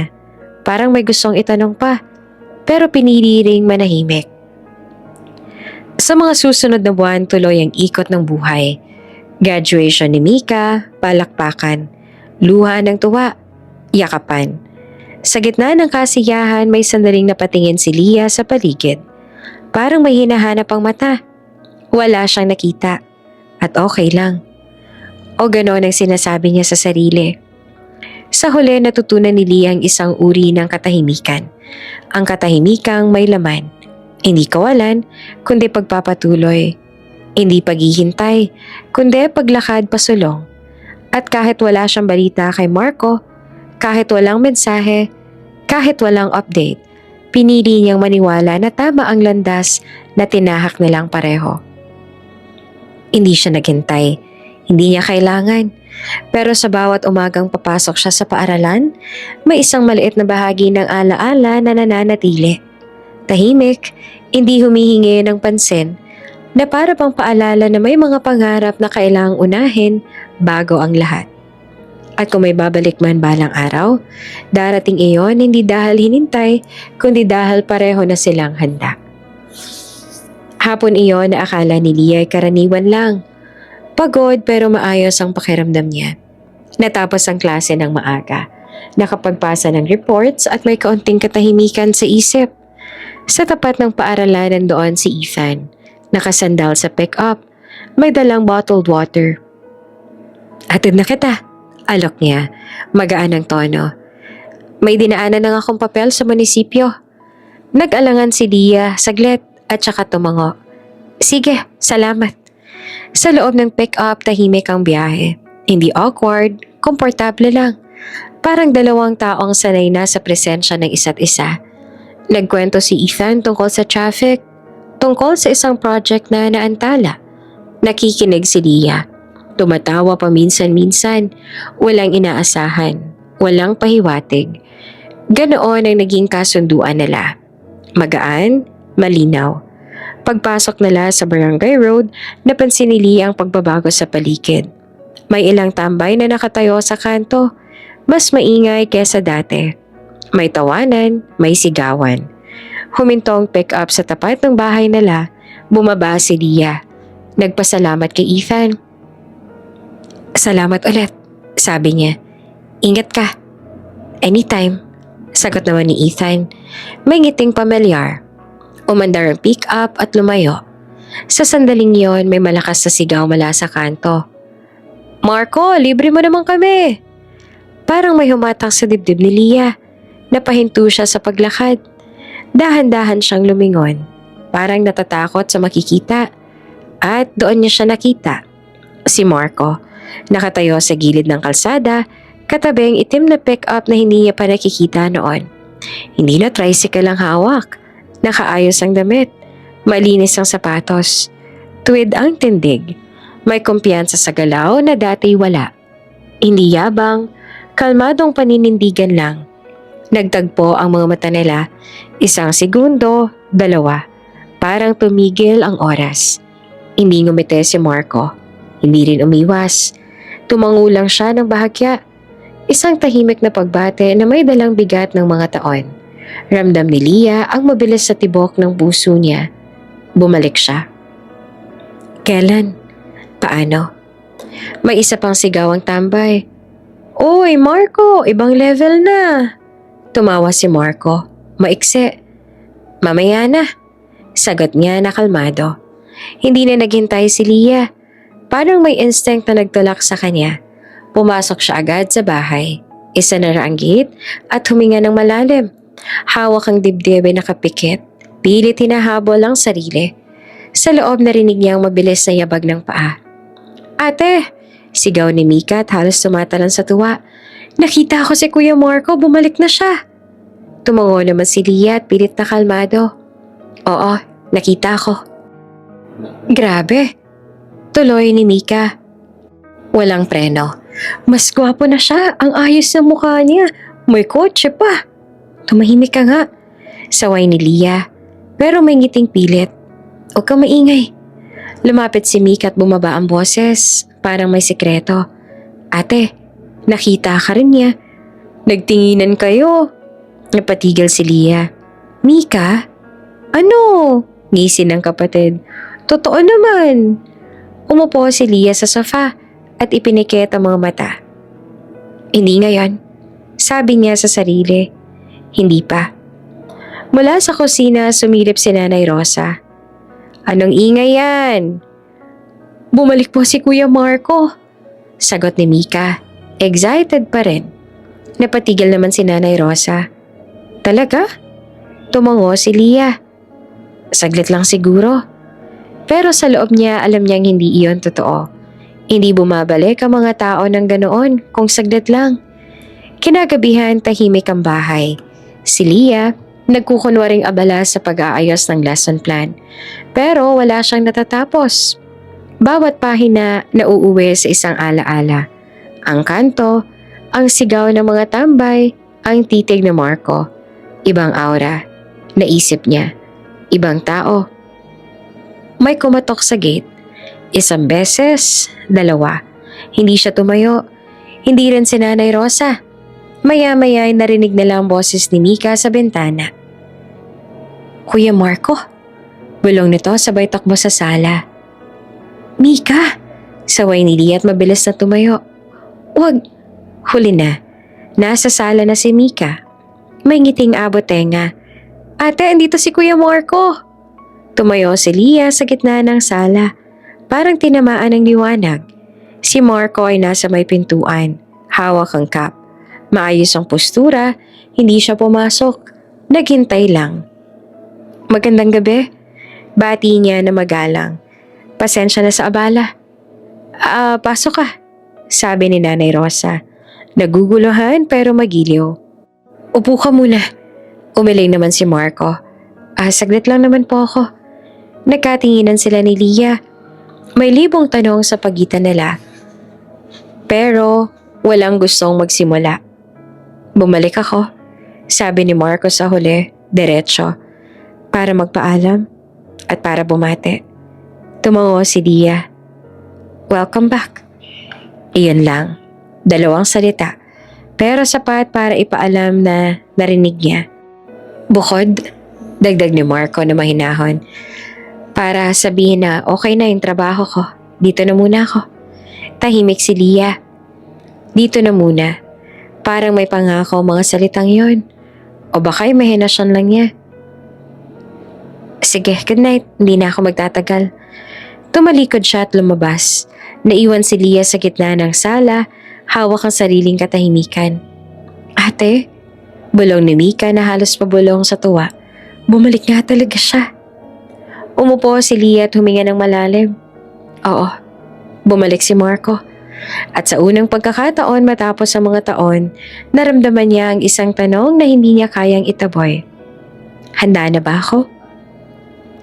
Maaga pa lang gising na si Lia. Hindi dahil sa alarm, kundi dahil sa ingay ng umaga. Mga tindahan na nagbubukas, mga batang naglalakad papasok ng paaralan, at ang sariling isip niyang hindi mapakali.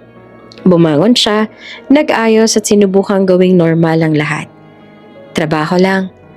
Paalala niya sa sarili habang sinusuot ang relo. Paglabas niya sa bahay, huminto siya saglit sa may gate. Sa kanto, isang itim na pick-up ang nakaparada. Tahimik ang makina, malinis ang salamin. At sa loob, malinaw niyang nakita ang lalaki sa driver's seat, si Marco. Huminga siya ng malalim at naglakad palayo, kunwari hindi napansin. Bago pa siya makalayo, bumukas ang pinto ng pick-up. Lia, tawag ni Marco at hindi malakas, pero sapat para marinig. Huminto si Lia pero hindi lumingon. May sasakyan na po ako, sagot niya, kahit alam naman niyang wala. Hatid na kita, sabi ni Marco na kalmado. Saglit lang. Hindi na, ulit pa ni Lia na mas maikse. Ayaw niyang mag-eksena sa kanto. Ayaw niyang gawing usapan ang umaga. Bumaba si Marco mula sa pick-up. Doon niya nakita ng buo ang pagbabago. Hindi lang sa suot kundi sa tindig. Hindi yabang, hindi pa impress, kundi kumpiyansa lang ng taong alam kung nasan siya at saan siya papunta. Okay? Sabi ni Marco. Tanggap ang pagtaggi. Saglit lang ako magsasalita. Nagkatinginan sila. Tahimik ang kanto at parang nakikinig. Si Lia pinilit na manatiling matatag. Huwag na yun, bulong ng isip niya. Huwag dito. Kayo na ba? Tanong ni Marco ng diretsyo. Huli na ba ako? Parang may humigpit sa dibdib ni Leah. Hindi, sagot niya agad. Wala. Tumango si Marco, parang nabunutan. Salamat. Hindi pa rin ngumiti si Leah. Bakit ka nandito? Huminga si Marco. Para sabihin to. Saglit siyang tumigil at parang pinigil ang salita. Inayos ko ang buhay ko para maabot kita. Napatigil si Leah. Hindi niya inaasahan ang tuwirang iyon. Walang paligoy-ligoy, walang pa-impress, katotohanan lang. Hindi para patunayan ng kahit ano. Dagdag ni Marco. Hindi para ipakita na kaya ko. Kundi para maging pantay tayo. Bumukas ang pinto sa likod nila. Lumabas si Tatay Ramon, may hawak na baso ng kape. Oh, biro ng tatay niya. May ngiti. Ang aga ng bisita. Napalingon si Marco at magalang na tumango. Magandang umaga po, Tay. Magandang umaga, sagot ni Tatay Ramon. Sinipat ang pick-up. Mukhang maayos ang biyahe ah. Salamat po, sabi ni Marco. Simple.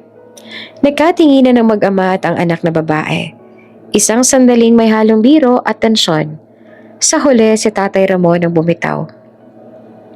Leah, sabi niya, malilate ka, sumakay ka na. Napasinghap si Leah. Tay, hindi ka naman ninanakaw. Putol lang tatay niya. Hatid lang. Napapikit si Leah saglit. Sa dami ng dahilan para tumanggi, wala siyang mahanap na sapat. Tumango siya sa huli at lumapit sa pick-up. Habang sumasakay siya, may inabot si Marco. Isang rosas at isang maliit na tsokolate. Hindi bongga, hindi ang grande, tahimik lang. Para sa umaga, sabi ni Marco. At para sa tapang mo noon. Tinanggap ni Leah ang mga iyon. Hindi agad nagsalita. Umandar ang pick-up. Maayos ang takbo. Walang music, walang small talk. Tahimik na hindi awkward. Parang may respeto sa pagitan nila. Hindi ko hinihingi ang sagot na yan, sabi ni Marco, nakatingin sa kalsada. Gusto ko lang malaman kung may puwang pa. Tinitigan ni Leah ang rosa sa kamay niya. May puwang pa ba? Ang tanong ay parang pinto na muling bumukas. Hindi biglaan, kundi dahan-dahan. Pagdating sa paaralan, huminto ang pick-up. Bago siya bumaba, nagsalita si Leah. Salamat, sabi niya, sa paghatid. At sa tsokolate? Biro ni Marco na mahina. Ngumiti si Leah, isang ngiting hindi niya planano. Salamat din. Bumaba siya at naglakad papasok ng gate. Hindi siya lumingon, pero alam niyang nandoon pa ang pick-up. Tahimik na naghihintay ng hudyat na hindi niya pa kayang ibigay. Sa buong araw, hindi mapakali si Leah. May halong liwanag ang isip niya. Hindi kilig, kundi katiyakang may nagbago. Hindi dahil may kotse, hindi dahil may regalo, kundi dahil malinaw ang intensyon. Pag-uwi, tinanong siya ni Mika. Ate, sumakay ka ba? Tumango si Leah. Oo, ngumiti si Mika. Alam ko na eh. Kinagabihan bago matulog, inilapag ni Leah ang rosa sa mesa at ang tsokolate sa tabi ng laptop. Hindi ngayon, ulit niya sa sarili, pero hindi rin wala. At sa katahimikan ng gabi, malinaw sa kanya ang isang bagay. Kung may ikalawang simula man, hindi iyon dahil sa paghihintay, kundi dahil pareho na silang dumating sa tamang lugar, sa tamang oras. Buong umaga may kakaibang liwanag ang araw para kay Leah. Hindi dahil mas maliwanag ang langit, kundi dahil may bigat na nabawasan sa dibdib niya. Hindi pa siya handang magbigay ng malinaw na sagot, pero malinaw sa kanya na may puwang na hindi niya itinatanggi. Habang naglalakad siya papasok ng paaralan, hawak ang bag at ang notebook, ramdam niya ang kakaibang tibok ng puso na hindi niya sinusubukang pigilan. Sa gate ay naroon si Marco, hindi na nakaabang, hindi rin nakaharang. Nakatayo lamang sa gilid. parang handang umalis kung kailangan. Nang magtagpo ang mga mata nila, ngumiti siya. Hindi pilit, hindi paasa. Tahimik lang. "Good morning," sabi ni Marco. "Good morning," sagot din ni Leah, diretso. Naglakad na sana siya papasok nang marinig niya ang tanong na inaasahan at kinatatakutan. "Pwede pa ba?" tanong ni Marco. Mahina pero malinaw. Huminto si Leah. Hindi siya lumingon agad. Huminga ng malalim at saka bumaling. "Paano kung pwede pa?" sagot niya. Mas mahina pa sa tanong pero sapat na para marinig. Napangiti si Marco. Isang ngiting may pasasalamat, hindi selebrasyon. "Kailan?" "Hindi ngayon," sabi ni Leah na maingat. "Mamaya na tayo mag-usap." Tumango si Marco.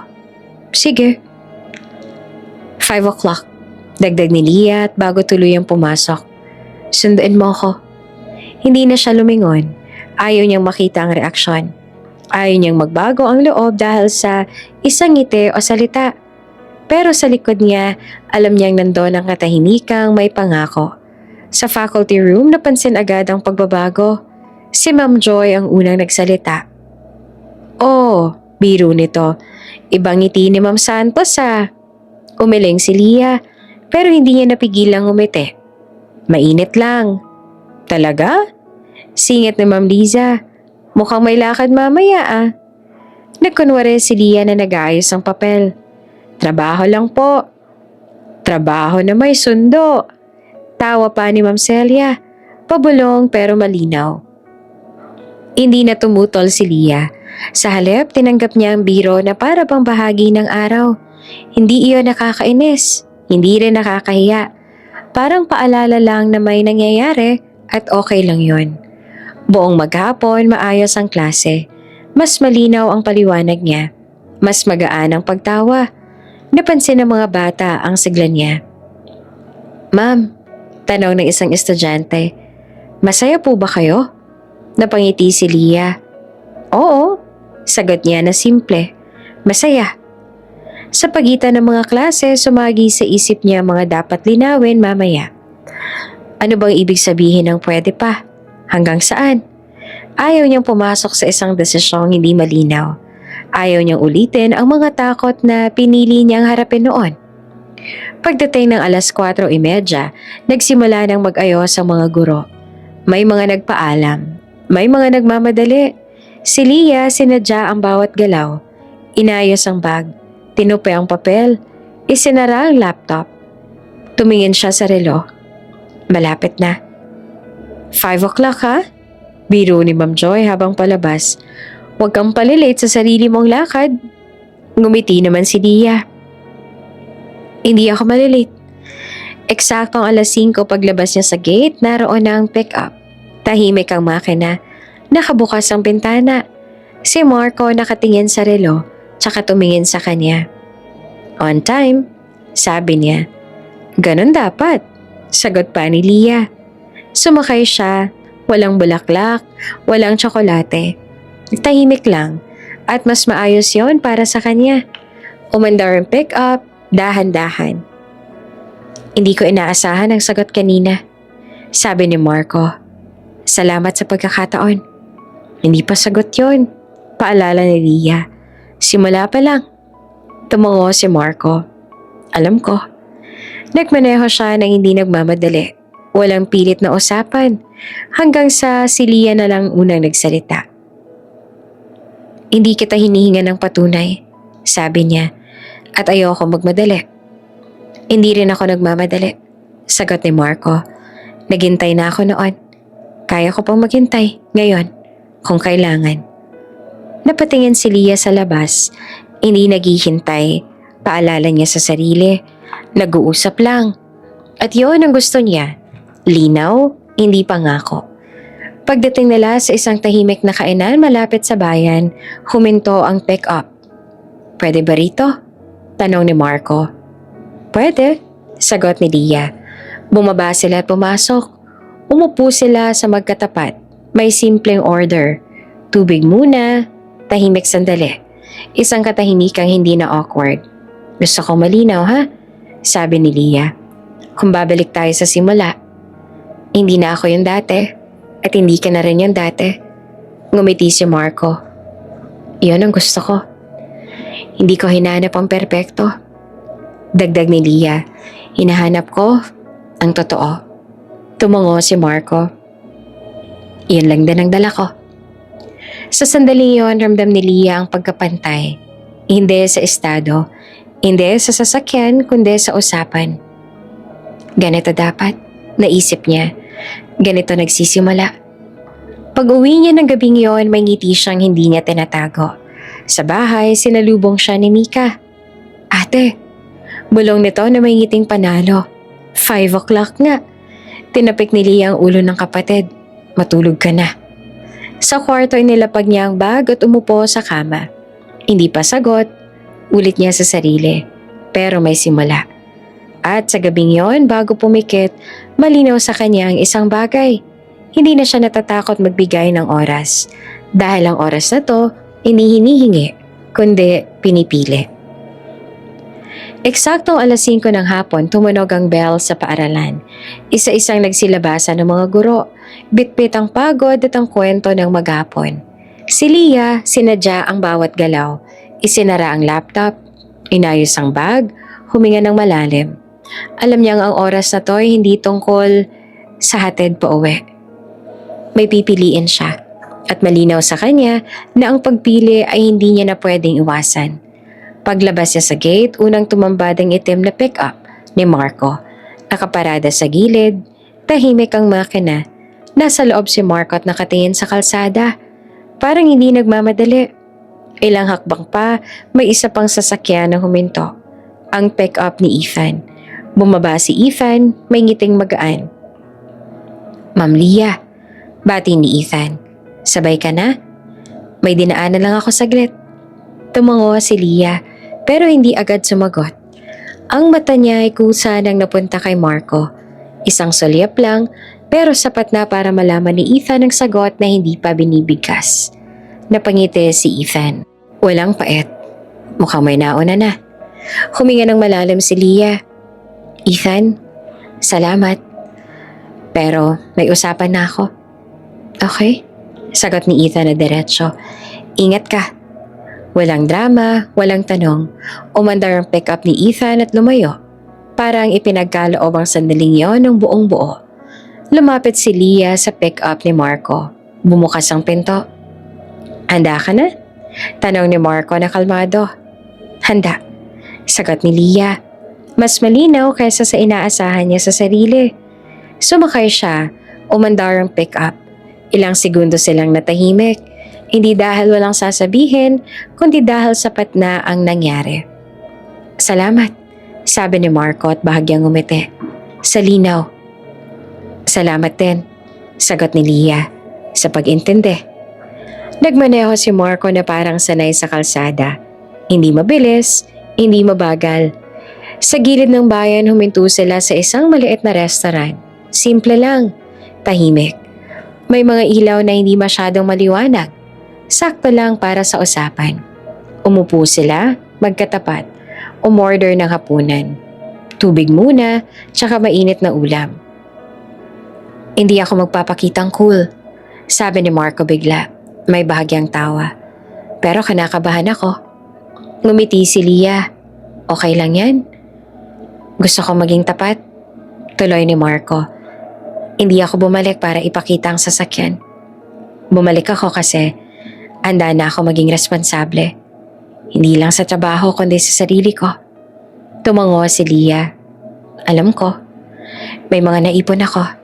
Dagdag ni Marco na parang may gustong ipaliwanag. Hindi para ipagmayabang para lang maging pantay tayo. Para kapag may problema, hindi ka mag-iisa. Tinitigan niya si Leah. Pantay. Iyon ang salitang hinahanap niya noon. Hindi pera, hindi titulo, kundi pakiramdam na magkasama kayo sa bigat at ginhawa. Hindi ko kailangan ng perpekto, sabi ni Leah. Kailangan ko ng consistent. Consistent ang kaya kong ibigay, sagot ni Marco. Walang pangako, walang dekorasyon. Kumain sila ng dahan-dahan. Nagkwento si Marco tungkol sa trabaho, ang mahabang oras, ang mga desisyong kailangang panindigan. Nagkwento si Lia tungkol sa mga bata sa klase, ang mga tanong, ang mga ngiting nagpapagaan ng araw. Walang pagpapanggap, walang pagsukat. Paglabas nila ng restaurant, huminto si Lia sandali sa may pinto. Huminga siya, tsaka nagsalita. Alam mo, sabi niya, hindi kita pinili dahil may sasakyan ka. Ngumiti naman si Marco. Buti naman. Pinili kita dahil pinili mong ayusin ang sarili mo kahit wala akong kasiguruhan na babalik ka. Tumango naman si Marco. At pinili kitang hintayin kahit hindi mo pinangako. Naglakad sila papunta sa pick-up. Tahimik ang gabi, hindi nila kailangan ng dagdag na salita. Pagdating sa bahay, huminto ang sasakyan. Bumaba si Lia at humarap kay Marco. Good night, sabi niya. Good night, sagot naman ni Marco. Saglit siyang nag-atubili at saka idinugtong. Salamat sa pagpili. Ngumiti si Lia. Isang ngiting malinaw. Salamat din. Pumasok siya sa bahay na may gaan sa dibdib. Sa loob, si Mika ay nagkunwaring nagbabasa pero halatang nag-aabang. Ate, bulong nito. Dalawa yung sasakyan kanina. Tumawa si Lia. Natulog ka na nga. Umakyat siya sa kwarto at inilapag ang bag. Umupo siya sa kama at napatingin sa bintana. 2 cars, naisip niya. 1 choice. At sa gabing iyon, alam niyang ang pinili niya ay hindi bunga ng pressure o inggit, kundi ang malinaw na desisyong matagal niyang hinubog. Hindi ito ang dulo, simula pa lang. Ngunit ang simula na ito, sa wakas ay buo ang loob niya. Hindi agad bumalik ang normal na mga araw matapos ang gabing pumili si Lia. Hindi rin naging dramatic. Sa halip ay naging mas malinaw. Parang may ilaw na naka-on sa isang kwartong matagal nang madilim. Pumapasok siya sa paaralan na may tahimik na sigla. Umuuwi ng may gaan sa dibdib. At tuwing nakikita niya si Marco, hindi na siya nagtatago ng tanong sa mata. Isang hapon, nagkita sila sa maliit na parke, malapit sa barangay hall. Walang ingrandeng plano. Upo lang sa bangko. May dalang 2 bottled water at ang ingay ng mga batang naglalaro sa di kalayuan. Gusto kong ipaliwanag hindi ko inayos ang buhay ko para mapasagot ka. Napatingin naman si Lia. Alam ko, inayos ko yon para sa sarili ko. Para kapag may pumalik man sa buhay ko, ikaw man o hindi ako umaasa sa awa o tsamba. Ngumiti si Lia na may pagkakaunawa. Ganoon dapat. Huminga si Marco tsaka tumingin sa kanya ng seryoso. Manliligaw ako. Maayos. Walang shortcut. Tumango si Lia. Pwede. May sandaling katahimikan. Hindi dahil may alinlangan, kundi dahil may kasunod na dapat sabihin. Pero sasampa ako ulit. Sabi ni Marco na maingat. 3 buwan mula ngayon. Parang may bahagya namang pag-urong ang dibdib ni Lia. 3 buwan. Mabilis ang oras pero mahaba ang distansya. Alam ko. Sagot niya, hindi agad tumingin. Nabanggit mo naman Hindi ko iaatras, sabi ni Marco. Trabaho yon, pangako ko sa sarili. Tumango si Lia. Ayoko ring umatras ka. Tahimik silang dalawa. Sa pagitan nila, may hangin na takot na hindi nila gustong pangalanan. Takot ako sa layo. Aaminin ni Lia sa huli. Mahina pero malinaw. Hindi dahil sa selos, kundi dahil sa pagkawala. Lumapit si Marco ng kaunti. Hindi ako mawawala. Tumagal ang dagat. Sabi ni Lia, nagbabago ang oras. Mananatili ako. Sagot ni Marco at walang drama. Kung kailangan, araw-araw akong tatawag. Kung may problema, hindi kita iiwasan. Tiningnan siya ni Lia. Hindi pa nga akong naririnig niya. Paninindigan. At iyon ang mas mahalaga. Okay, sabi niya sa wakas. Subukan natin. Ngumiti si Marco. Isang ngiting hindi palakpak ang hinahanap, kundi pahintulot. Salamat. Naging normal ang panliligaw, hindi sa titulo kundi sa gawa. Hatid sundo kapag kaya. Tawag sa gabi. Tanong kung kamusta ang araw. Walang pilit na kilig. Walang pagmamadali. May respeto sa oras at espasyo. Lumipas ang mga linggo. Dumating ang araw ng alis. Sa airport, maaga silang dumating. Tahimik ang paligid. Mga anunsyo, mga yabag. Mga yakap ng mga pamilyang naghihiwalay pansamantala. Hawak ni Marco ang backpack. Si Leah, hawak ang boarding pass na siya mismo ang nag-ayos. May nakalimutan ba ako? Tanong ni Marco, pilit na magaan. Wala, sagot ni Leah. Lahat dala mo. Nagkatinginan sila. Walang biro, walang ikot-ikot. Babalik ako, sabi ni Marco. Hindi para magpatunay, kundi para manatili. Tumango si Leah. Mag-iingat ka. Lumapit si Marco at maingat at parang humihingi ng pahintulot. Tumigil siya saglit at doon lamang nagtagpo ang mga labi nila. Hindi nagmadali, hindi nagtagal. Isang halik na malinaw ang simula at malinaw ang pangako. Paglayo nila, ngumiti si Marco. Sa pagbabalik ko, tuloy, sagot ni Leah. Habang naglalakad si Marco papunta sa boarding gate, hindi siya lumingon. Si Leah hindi rin. Pareho nilang alam. Ang lakas ng paalam ay nasa katiyakang babalik. Pag-uwi niya, tahimik ang bahay. Si Mika nag-iwan ng note sa ref. Ate, proud ako sa'yo. Napangiti si Leah at huminga ng malalim. Sa gabing iyon, humiga siya tumingin sa kisame. Hindi ako naghihintay. Paalala niya sa sarili. Nagpapatuloy lang. At sa unang pagkakataon, ang distansya hindi niya kinatakutan dahil may direksyong malinaw at pangakong hindi kailangan ng sigaw. Walong buwan ang lumipas na parang humaba at umikli sa isang hinga. Mahaba kapag gabi, kapag tahimik na ang bahay at ang tanging ingay ay ang orasan sa sala, maikli kapag umaga, kapag abala si Leah sa klase, sa mga bata, sa mga papel na kailangan tapusin, sa pagitan ng lahat. Nandoon ang boses ni Marco, sa tawag bago matulog, sa video chat tuwing day off, sa mga mensaheng simple pero sapat. Kumain ka na? Pahinga ka. Proud ako sa'yo. Hindi ang grande, hindi araw-araw may bulaklak, pero araw-araw may presensya.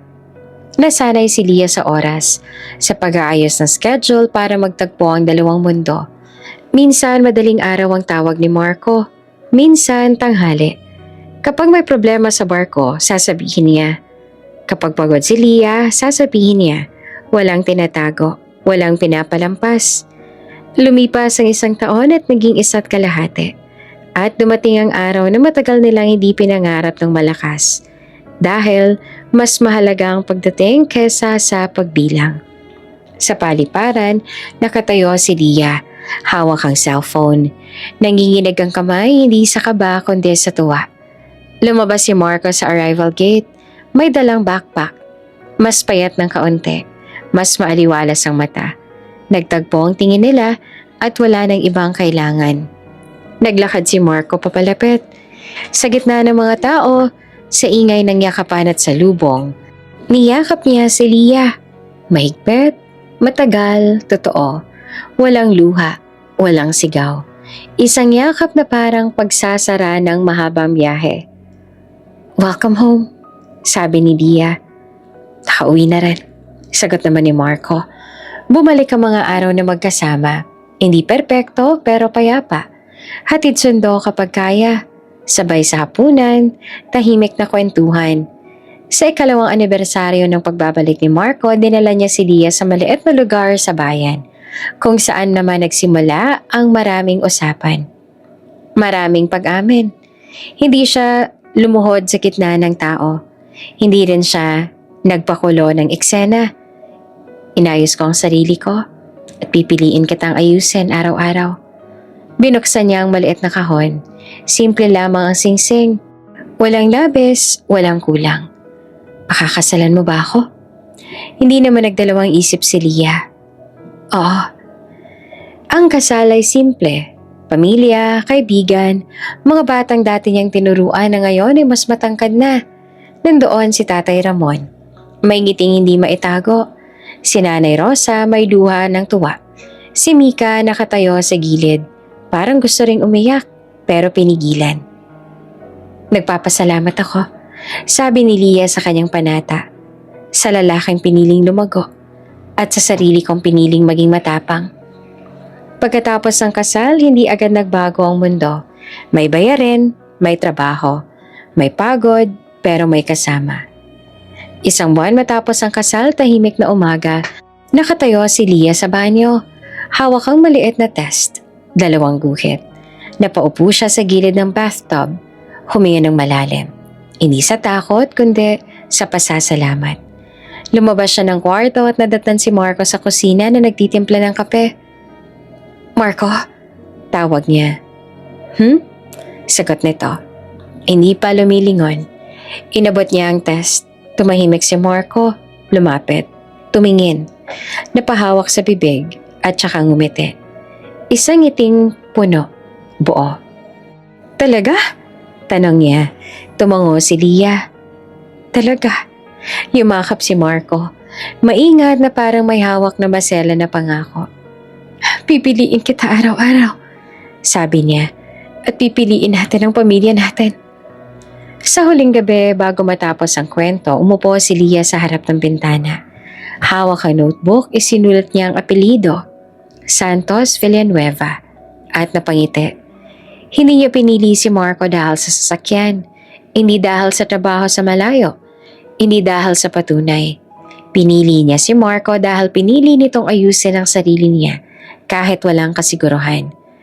Dahil pinili nitong manatili kahit may distansya. Dahil pinili nitong magmahal na may gawa, hindi sa salita. At kung may aral man ang kwento nila, ito iyon. Ang tunay na pamantayan ay hindi nasusukat sa titulo o yaman, kundi sa tapang na lumago, sa sipag na manatili at sa pag-ibig na hindi sumusuko. Bago ka pa lang sa channel neto, ibang kwento ni Ate Jane, istorya mo, ikwento ko. Huwag kalimutang pindutin ang notification bell at subscribe button.